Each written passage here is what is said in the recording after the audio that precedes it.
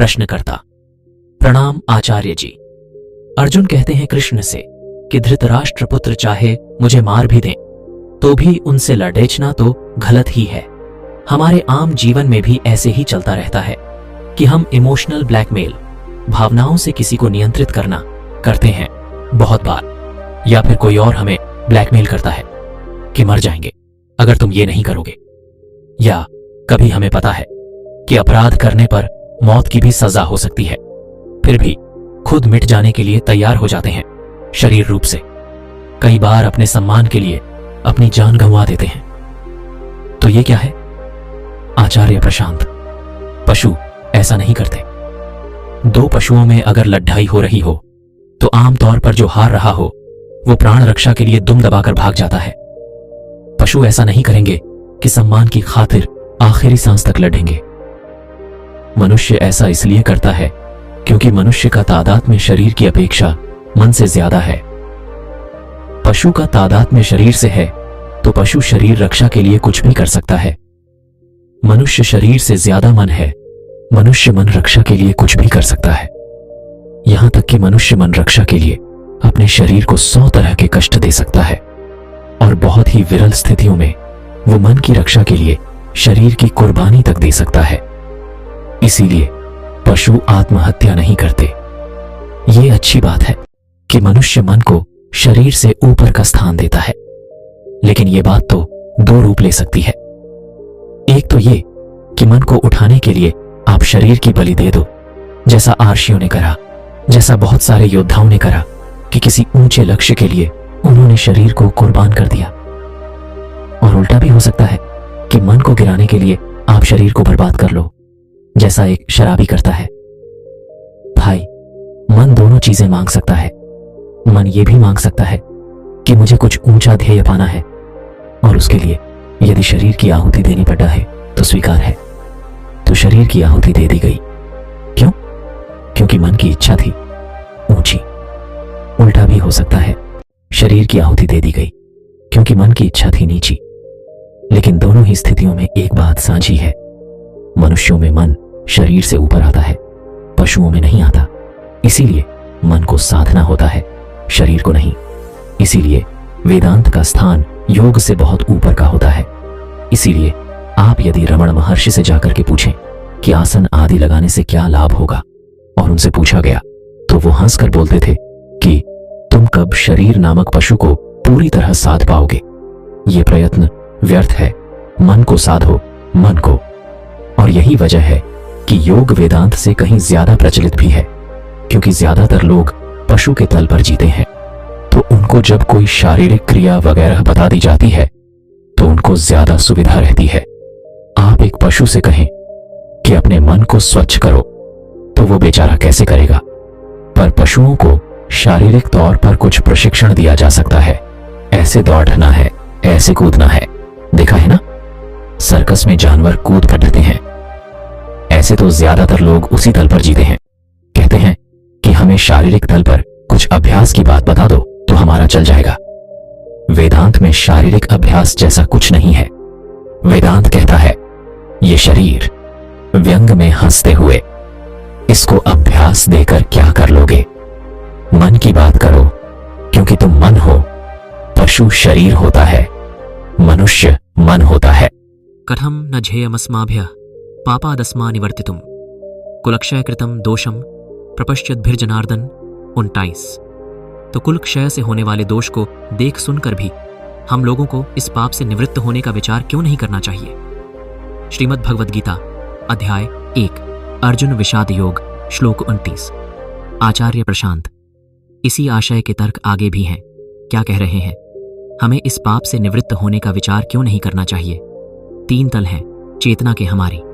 आत्मा शुद्धतम, फिर वृत्ति उससे ऊपर, और उससे ऊपर विचार, और विचार का ही एक टुकड़ा, एक अंश होता है तर्क। इन 3 तलों के बारे में एक बात यह है कि इनमें से कोई तल अपने से पीछे वाले तल को जीत नहीं सकता। विचार से पीछे वृत्ति होती है तो वृत्ति हमेशा विचार पर भारी पड़ेगी। विचार उठता ही वृत्ति से है। हालांकि विचार का दावा यह होता है कि वो स्वतंत्र है, कि वो सत्यनिष्ठ है, लेकिन विचार कितना भी दावा कर ले कि वो स्वतंत्र है सत्यनिष्ठ है वो उठता सदा वृत्ति से ही है। और विचार में साधारणतया ये क्षमता नहीं होती कि वो पीछे मुड़ कर देख पाए कि वो कहां से आ रहा है। विचार आगे देख रहा होता है। किसको? विचार के आगे क्या है? संसार। विचार संसार को देख रहा है और विचार को पता ही नहीं है कि उसके पीछे क्या बैठी हुई है जहां से उसका उद्गम है। वृत्ति बैठी हुई है। सिर्फ एक विशेष प्रकार का विचार होता है जो पीछे देख सकता है, जो आत्मगमन कर सकता है। उसको आत्मविचार कहते हैं, पर उसके लिए बड्ढी सत्यनिष्ठा और ध्यान चाहिए। साधारण विचार मुद्द करके स्वयं को नहीं देख सकता। विचार के पास दर्पण जैसी कोई सुविधा नहीं होती कि वो देख पाए वो कौन है, कहां से आ रहा है। नहीं, विचार के पास बस आंखें होती हैं जो आगे देख रही होती हैं। दर्पण नहीं होता जो पीछे को देख पाए। तो विचार हमेशा वृत्ति का अनुगामी होता है। हमको लगता ऐसा रहता है कि हमने विचार किया। हमने विचार किया नहीं, हमारी वृत्ति ने हम में एक विचार पैदा कर दिया। हमें नहीं पता होता हमारा विचार कहां से आ रहा है। कोई नहीं जानता कि हमारा विचार कहां से आ रहा है। बस एक विचार उठाता है। जब विचार उठाता है तो वो आपको फिर किसी भी दिशा में ले जाता है। विचार आपको उठाकर किसी भी दिशा में ले जाएगा, लेकिन स्वयं विचार किस दिशा से आ रहा है यह आपको कभी पता नहीं लगेगा। क्या यह देखा है आपने? आप बैठे होते हैं और विचार आ जाता है। आपको कुछ पता भी है वो विचार कहां से आया? नहीं पता ना, बस आ गया। वो वृत्ति से आता है, अहम वृत्ति से आता है। अहम वृत्ति के पीछे पीछे उसकी छोटी छोटी अनुगामी वृत्तियां होती हैं, जैसे एक पेड़ डीएच हो और उसकी कई शाखाएं हों। वहां से आता है विचार। तो विचार हमेशा वृत्ति के प्रयोजनों को पूरा करने के लिए आता है। अब यहां पर अर्जुन की वृत्ति हो रही है मोह की, तो उसको विचार ये आ रहा है, देखो अगर धृतराष्ट्र के पुत्रों से हमने लड़ाई कर ली तो हम भी उन्हीं जैसे हो गए ना। अब ये बात तो अच्छी नहीं है। ले दे करके विचार ये कह रहा है कि लड़ाई मत करो। विचार क्या कह रहा है? लड़ाई मत करो। और लड़ाई ना करने के पक्ष में एक कारण बता दिया विचार ने। क्या कारण? कि अगर तुम उनसे लड़े तो तुम उनके बराबर ही हो जाओगे, और ये तो कोई बात नहीं। लेकिन वास्तविक बात यह है कि ना लड़ने की भावना, प्रेरणा उठ रही है मोहवृत्ति से। मोहवृत्ति ने एक बुद्धिमत्तापूर्ण विचार को जन्म दिया है जो कह रहा है कि बात मोह की नहीं है, बात अपने स्तर और स्थान की है। दुर्योधन एक निम्न चेतना का व्यक्ति है। जो काम वो कर रहा है अगर वही हमने भी कर दिया तो हम भी उसी के स्तर के हो जाएंगे।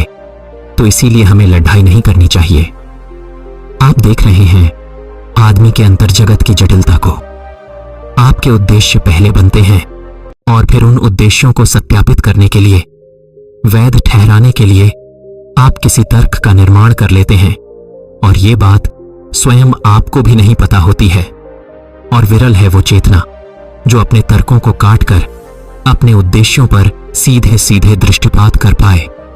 इसीलिए मैं बोला करता हूं कि आपने कुछ करा, और आपने जो कुछ करा वो किस खातिर करा, ये जानने के लिए कई बार अपने कर्म का परिणाम देख लिया करिए।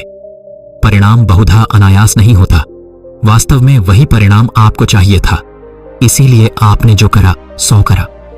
बस वो जो परिणाम है वो आपके नैतिकता के मापदंडों पर खरा नहीं उतरता, तो आप स्वयं को ये बता नहीं पा रहे थे कि आप इस प्रकार के परिणाम के इच्छुक हैं, और इसलिए आप ऐसा कर्म कर रहे हैं। तो आपने कर्म करा, लेकिन परिणाम को अपने आप को ही यूं प्रस्तुत करा कि जैसे संयोगिक हो अकस्मात परिणाम सामने आ गया। कोई परिणाम अकस्मात सामने नहीं आता।